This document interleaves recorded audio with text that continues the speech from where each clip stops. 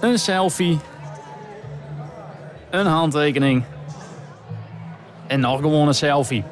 Het is het leven worden van een basketballer van LWD Basket. De club docht gewoon wel onder in mooi in de B-Next League. Want ze hebben niets budget.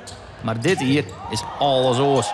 Ze binnen de tweede club van Nederland. Geweldig, het is een prachtig seizoen. We zijn de tweede eindigen aan de Nederlandse kant. En dat is meer dan verzinnen zoek ik zelf steeds. Maar het is echt een heel goede prestatie. Ja. We zeggen wel elke keer tegen elkaar, zo mooi als het dit jaar is, wordt het niet weer. Althans niet snel weer, je hoopt het natuurlijk wel. En je laat wel zien dat je met een relatief bescheiden budget wel heel goed kan presteren. En dat vind ik ook wel een hele mooie boodschap naar de hele competitie toe. Dat je niet heel erg rijk hoeft te zijn om elke keer heel goed mee te doen.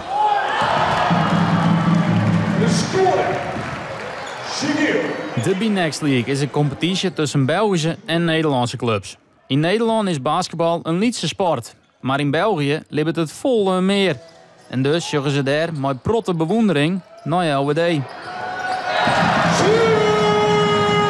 Ik heb het ook gezegd in onze thuiswedstrijd tegen de mensen van Leeuwarden. Dat was indrukwekkend.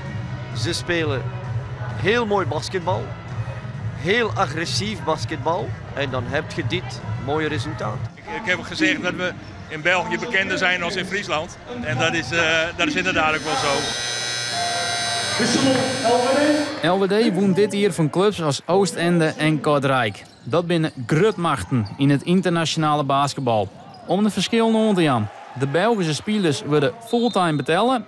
Voor Rijn de Brandsma is dat oors. Ik ben eigenlijk de enige die er werk bij had. Sommige jongens die studeren er nog bij, maar die zijn vaak Nederlandse jongens. Maar die Amerikanen die doen het al fulltime. En de meeste Nederlanders echt. Juwet stiet de laatste reguliere wedstrijd op de planning. Tjinstander is Okapi uit het Belgische Aalst. En dat gaat al niet meer om, want de B-Next League is haast klaar. Daarna wordt er opsplitst in een Belgische en een Nederlandse play-off. De titel om eigen land. LWD is kwalificeren voor de play-offs. Hele finale. Nou, ik denk dat ik heel veel credit aan mijn ploeg moet geven. Hun capaciteit om te gaan met dingen die we misschien nog niet hebben of waar we als organisatie nog naartoe moeten groeien. Om dat dan te accepteren en toch alles te kunnen geven en bepaalde faciliteiten. Maar ook alle mensen die we juist wel binnen hebben die een stapje extra willen doen om wat we misschien dan aan geldtekort hebben met mensenwerk en met gewoon extra uren maken toch in te vullen. En voor de farm. Ja, wordt Okapi ik nog maar even zonder zegenkarboom. Het wordt uiteindelijk 89-88. Zwaar ontgoocheld over de resultaten. Ik heb het nooit gekend in mijn ganse carrière dat mijn ploeg op het einde van het seizoen moeilijkheden kende. En nu waren we op een bepaald moment zeer goed bezig en viel alles stil. En dat vind ik zeer, zeer spijtig. De B-Next League is klaar.